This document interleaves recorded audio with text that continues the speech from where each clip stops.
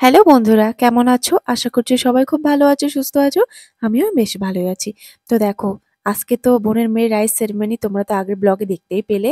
তো সকালটা তো যাই হোক করে সেদিন কাটালাম। আর এখন দুপুর থেকে আবার ব্লগটা স্টার্ট করছি। আর রাইস সেরিমনি বলে কথা, তো এখন দেখো কত সুন্দর স্নান করাচ্ছে একদম। ফুলের পাপড়ি, তারপর দুধের মধ্যে বোনের মেয়েকে দিয়ে সবাই মিলে স্নান করাচ্ছে। তো এখানে হচ্ছে আমার বোন আছে, বোনের মামা শ্বশুরের মেয়ে, বোনের শাশুড়ি আর কি, যে কোলে ধরে রেখেছে না, ওটা আমার বোনের শাশুড়ি।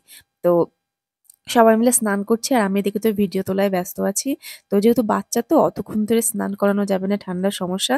তো কোনো রকমে একটুখানি নিয়ে স্নান করিয়ে দিল। আর এখন ওকে ভালো করে মুছিয়ে তারপর ওকে রেডি করানো হবে। তো বন্ধুরা দেখো, শাড়ি পরে নিয়েছি আর হলুদ শাড়ি পরেছি, যেহেতু এখন হলদি সেরেমনি হবে। তো আমার সব বোনেরা দেখো হলুদ শাড়ি পরেছে। এই যে আমার ছোট বোন হলুদ শাড়ি, তারপর সেজো বোন লাল হলুদ, মেজো বোন হলুদ।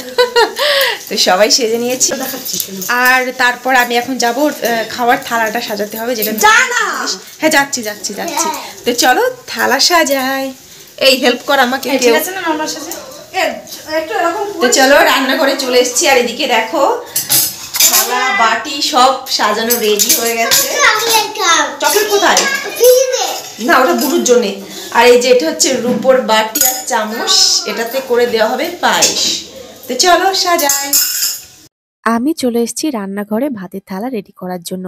আর সব থেকে কঠিন কাজটা কি বলতো, যখন আমি কোনো অনুষ্ঠানেই এরকম মানে বাটিতে সুন্দর করে ভাতটা নিয়ে থালাই সাজাই, তখনই খুব ভয় থাকে যে ভাতটা ঠিকঠাক বসবে তো নাকি ভেঙে যাবে। তো দেখলাম খুব সুন্দরভাবে বসে গেছে।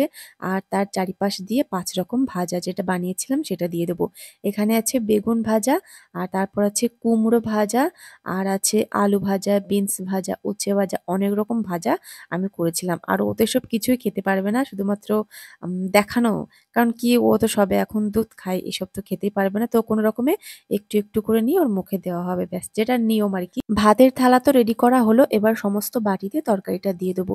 বেশি কিছু বানাইনি, কারণ ও তো এসব কিছু খেতে পারবে না। তো এখানে আমি মানে ভেজ ডাল করেছিলাম একটা, আর ভাত ৫ রকম ভাজা, আর তার সাথে করেছিলাম মাছের মাথা আর মাছ দিয়ে একটা ঝাল করেছিলাম, আর চাটনি, তারপর দই মিষ্টি, এসব তো আছেই। তো এই যে দেখো আমার ছোট বোন আমার সেজো বোন মিলে কত সুন্দর করে সাজাচ্ছে। তো গোলাপের পাপড়ি আর গাঁদা ফুলের পাপড়ি দিয়ে সুন্দর করে সাজিয়ে দিয়েছে, খুব সুন্দর লাগছে দেখতে। আর ওখানে আছে সমস্ত রকম আর কি চিপস, চকলেট, জুস, এগুলো দিয়ে সুন্দর করে সাজানো হয়েছে। তো চলো, আর এদিকে দেখো আমার বোনের মেয়েতে প্রায় মানে ঘুম চলে এসেছে। তো কোনো রকমে ওকে জাগাচ্ছি যে খেতে হবে, এখনই উঠে পড়, কিন্তু ওরা চোখ মানছে না, চোখটা পুরো বন্ধ হয়ে আসছে। তো সবাই মিলে ওকে জাগানোর চেষ্টা করছি, তো ফাইনালি দেখো জেগে পড়েছে। তো চলো, এখন ওকে নিয়ে আমার বাবা খাওয়াবে। নিয়মে আছে মামা বা দাদুর হাতের খেতে হয়। তো আমার বাবাই ওকে খাওয়াচ্ছে, আমার মা তো আসতে পারেনি কাজের জন্যে। তো আমার বাবাই ওকে খাওয়াবে। আর দেখো কত সুন্দর করে মানে সবাই সেজেছে, আর বেলুন টেলুন দিয়ে খুব সুন্দর সাজিয়েছে। আর আমার বাবু জানো তো কি করছে, বারবার যাচ্ছে একটা করে বেলুন খুলে নিয়ে চলে এসছে। এত করে ওকে বোঝাচ্ছি যে না, আজকে বোনের অনুষ্ঠান, এসব করতে নেই, তত মানে বেশি করে করছে। তো এই যে দেখো ফাইনালি আমার বোনের মেয়েকে কত সুন্দর সাজিয়েছে, একদম নতুন বউয়ের মতো লাগছে, তাই না? তো এই যে দেখো ফুল টুল মালা দিয়ে মুকুট পরিয়ে। আর যে ড্রেসটা পরে আছে এটা অনলাইন থেকে অর্ডার করেছিল, অন্নপ্রাশনের জন্য বিশেষ করে বানানো। তো এখানে দেখো আমার বাবা কোলে নিয়ে বসে পড়েছে, এখন ওকে খাওয়াবে।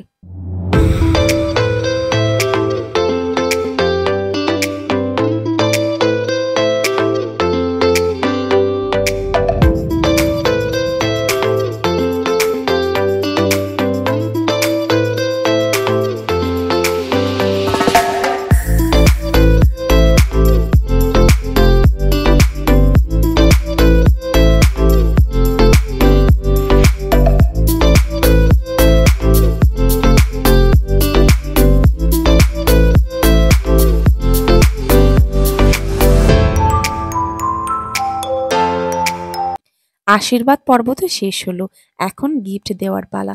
যেহেতু মামার বাড়ি থেকে সোনার জিনিস কিছু দিতে হয়, তো আমার বাবা ওকে দিচ্ছে একটা সোনার চেন। তো এটা পরিয়ে ওকে আশীর্বাদ করবে।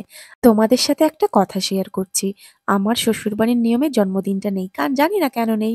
পূর্বপুরুষরা বারণ করে গেছে, নিশ্চয় কোনো কারণ ছিল, ওই জন্য আমরা করি না। করলেই করা যায়, কিন্তু যেটা বারণ করে গেছে সেটা না করাই ভালো, তাই না? সবার কথা মেনে চলা উচিত। তো আমাদের ইচ্ছা ছিল বাবুর রাইস সেরেমনিটা খুব সুন্দর ধুমধাম করে করব। সবাইকে বলবো, গ্রামের সব লোকজন আসবে, খুব আনন্দ করবে। কিন্তু এত কপাল খারাপ সেটা হয়নি। কারণ কি, তখন ছিল পুরো লকডাউন। আর সেই সময়টা তো কেউ কারোর বাড়ি যেত না, সব ঘরবন্দি। তো ওই জন্য আমরা মানে কাউকে বলতেও পারিনি আর কিছু করতেও পারিনি। আমার বাবা-মা, বোনেরা কেউ আসেনি। শুধুমাত্র আমরা নিজেরা বাড়িতে কিছু ভালো-মন্দ রান্না করে বাবুকে খাইয়ে দিয়েছিলাম। এভাবে আমরা রাইস সেরেমনিটা করেছিলাম। তো সেই দিনটা খুব মিস করি যে ওই সময়টা লকডাউন না থাকলে খুব সুন্দরভাবে করতাম। যেহেতু জন্মদিনটা আমরা করতে পারি না। তো চলো, যার কপালে যেটা থাকে না সেটা চাইলেও আর পাওয়া যায় না। তো এখন আশীর্বাদ পর্ব তো হলো। ওর ঠাম্মা আশীর্বাদ করলো, তারপর আমার বোন আশীর্বাদ করলো, আর ওর ঠাম্মা সোনার চুড়ি দিয়ে আশীর্বাদ করলো। তো চলো, আর এদিকে দেখো তখন তো ঘুমানোর জন্য খুব ব্যস্ত হয়ে গেছিল। কোনো রকমে জাগিয়ে ওকে খাওয়ানো হলো, আর এখন পুরো ঘুমিয়ে পড়েছে। তো চলো বন্ধুরা, আজকের ভিডিওটা এই পর্যন্ত। কেমন লাগলো অবশ্যই বলো। টাটা।